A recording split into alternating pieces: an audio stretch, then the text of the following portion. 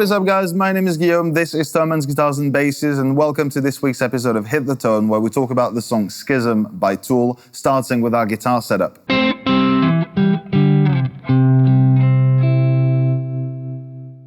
obviously, talking about Tool is talking about Adam Jones and his myriad of Silverburst Les Paul customs.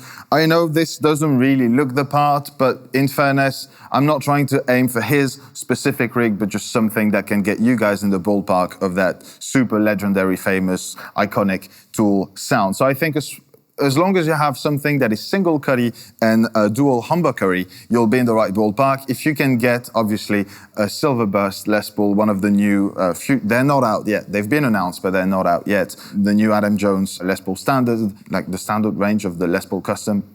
However, that's the thing is, or one of the previous limited editions, you'll definitely get closer, very specific choices of pickups, of woods. This is really getting into the nitty-gritty type of thing. If you're a super fan, those guitars are phenomenal. If you just want to cover some Tool and have some fun, that type of guitar, like this Les Paul standard, will do the trick just fine. So this is going to be my guitar for the day. I'll be in the bridge position with volume and tone all the way up. Now let's talk about our amp and pedal setup.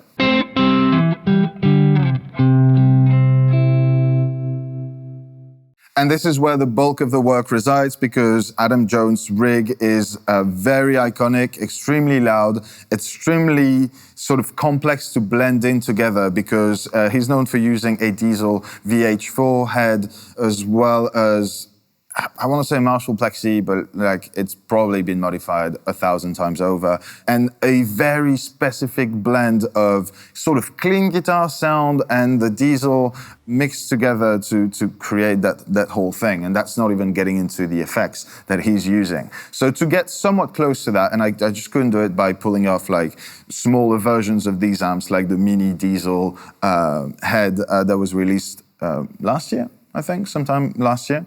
But I went for something digital, and that is the Boss GX100, which is also brand new and which allows me to run a guitar signal stereo into two different preamps. So on one side, I have the X high gain, which is very diesel-y, at least in my ears. And on the other side, I have a Brit stack Plexi type of stack, both with the gain just about halfway up, like not too high, you don't want too much of it. And I tried to blend it about as well as I could in the mix that sort of regroups these two preamps together. If you're doing that with an effects processor like this one and running it into a power amplifier, which is what I'm doing right now, into the effects return of the JCM 800 combo, you really just want to make sure that you deactivate any sort of impulse response or cabinet simulation that you have in the unit, whether it's that specific Boss, any other Boss unit, any Line 6 Helix, any Kemper, any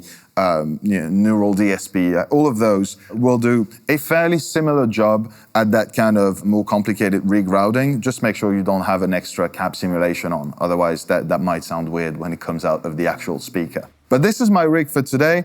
For the first part of the intro, I was just using the Brit part of my signal, and then to go into the high gain, I engaged the X high gain side of it. So I'll just play both individually so you can hear what that sounds like.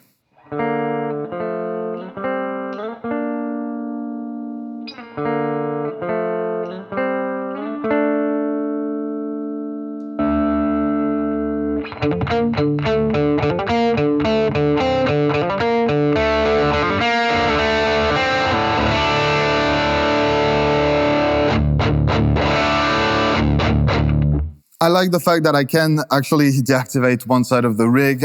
Altogether, I really, really like the sound. I think it's pretty close. I could have worked a little bit longer maybe on the blend, but I think the gain structure is sort of there already, at least for that particular song. You might want to tweak some things here and there with extra EQ pedals within the digital rig to go into maybe different kinds of Tool as well. But I think for that one, this works really well. So I'm going to stick to that sound, and we're going to go on to the final part of that video, which as usual is the most important, and is how to play the riff.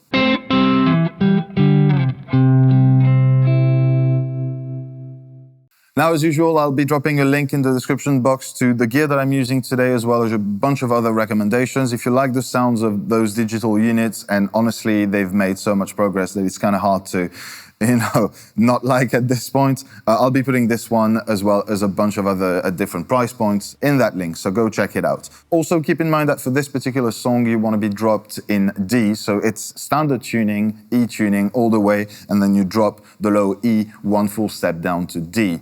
That's very recurrent in Tool, very recurrent in metal in general. But with that said, let's have a closer look at how to play the riff exactly.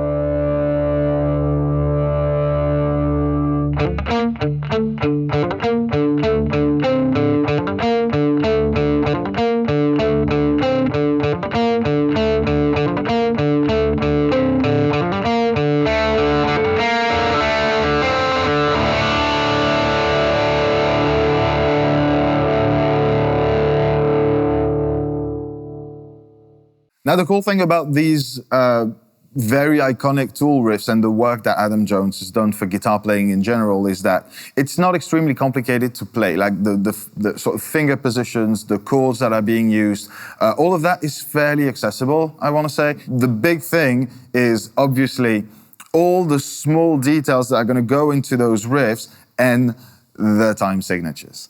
If you're not familiar with old time signatures, you're going to have a really difficult time with Tool because they are using a whole bunch of different time signature and odd time signatures that make it sort of difficult for beginner guitar players, and I'm saying mostly guitar players because drummers maybe learn that kind of thing a little bit earlier on. It's something that you do want to get accustomed to, and practicing then those Tool songs will probably just help you progress a whole lot in that specific domain. With that in mind, honestly, I think just this riff in particular is going to be very accessible to most of you guys if you're in the mood to learn some Tool riffs. But with that said, I think that's it. You have all the tools you need to hit the tone on the song Schism by Tool.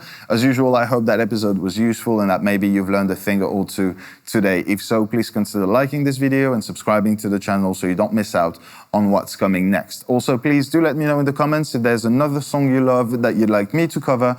I'll get to it as soon as I can. But in the meantime, wish you all a fantastic week, and I'll catch you next Monday for a new episode of Hit the Tone. Bye.